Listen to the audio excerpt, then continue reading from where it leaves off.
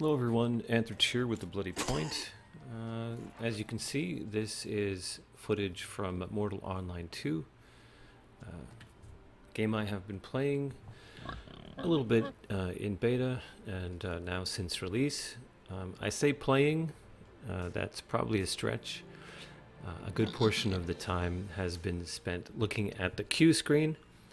As anyone who has been following MO2 or who has been trying to play is aware, there is an issue currently where it appears that the cap on players that can be in the world is around 2,000, and by the world I mean Maryland.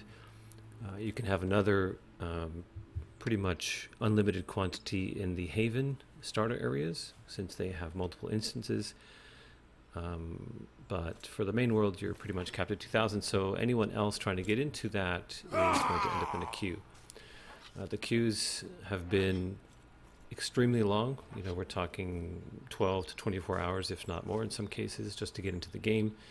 And often what will happen is you will get in, and because it's been so long, the system, or rather they will announce that the server is going to restart, and then you're screwed. So I haven't intended to make any MO2 content to promote Mortal Online 2 until these issues are resolved.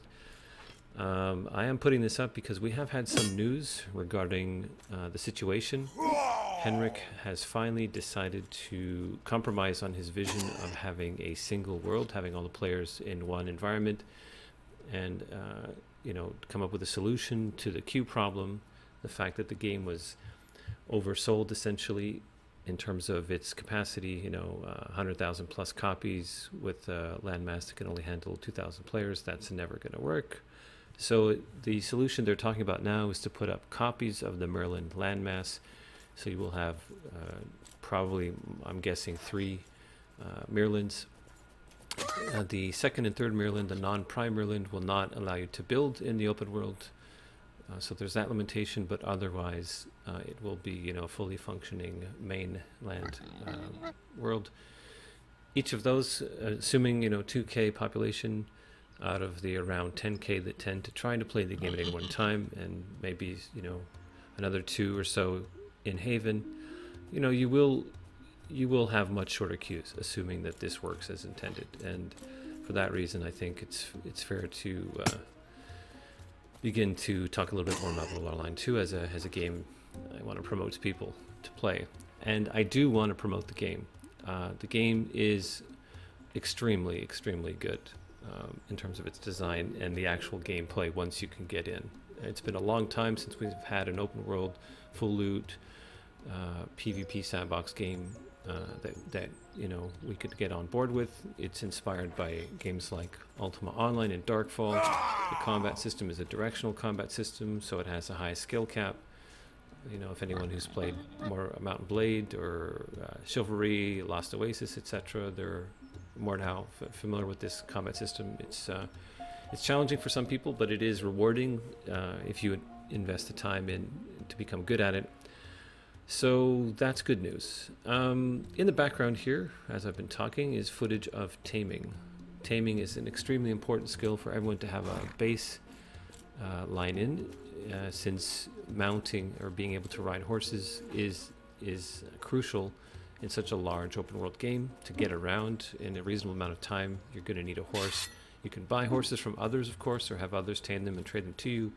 But in a pinch, you're going to want to be able to, at minimum, train your own horse. And training taming is done by doing the taming action on the animals, and you get skill gains incrementally for every quarter of the circle. So you see this little circle. For each quarter of that I successfully pass, I will get an incremental skill gain. I'll get some XP in the taming skill, which periodically I'll open the skill book and you'll see that it's going up. You don't have to fully tame the pig in order to get skill. So if you fail, don't worry. As long as you're getting past a quarter, you will get skill on it. Here I'm employing a method where I have a mob that I am damaging to put it in the dazed or mercy state, so it's not moving for a period of time, and then I'm taming it up. When I successfully tame it, I can abandon this pet and just repeat the process and continue to get skill on it. If you really want to go hardcore with this in terms of grinding the taming skill, you can tame it, as I've done here. You can bring the animal into an enclosed space like a building. You can block it into a corner so it can't run away, and you can just repeatedly do this over and over and over and grind your taming skill up. Now, an individual mob at a certain point you will no longer gain skill on, so you will need to, switch to a new mob. When the mob has no skill indicators on it, that means you will gain skill. Sometimes it'll indicate a number beyond which you will not gain skill, or it will have a higher number which is too high for you to even attempt. So you need to be mindful of that. But the taming skill, as I said, is extremely important to have a minimum in. You probably want around 30 and some creature control to be able to get yourself your own horses. The skill gain system in Mortal Online 2 is very similar to that of UO, where you have a skill pool from which you subtract points as you level up skills. Skills are divided into primary and secondary categories, and there are action skills and profession skills. So your combat related stuff and your harvesting related stuff are in two different pools. It is a lot of points, but one of the great things about the game is that you cannot train skill highly in multiple things. You cannot, even if you focus on, say, weapon crafting, for example, if you're looking to make the best possible things and having the foundational or supporting skill lines trained, such as the material lores, you are not going to be able to craft more than 2 weapons or so of the max quality before you run out of points, which is good in some respects and bad in others. It encourages players to interact with each other. The market is definitely viable in this game.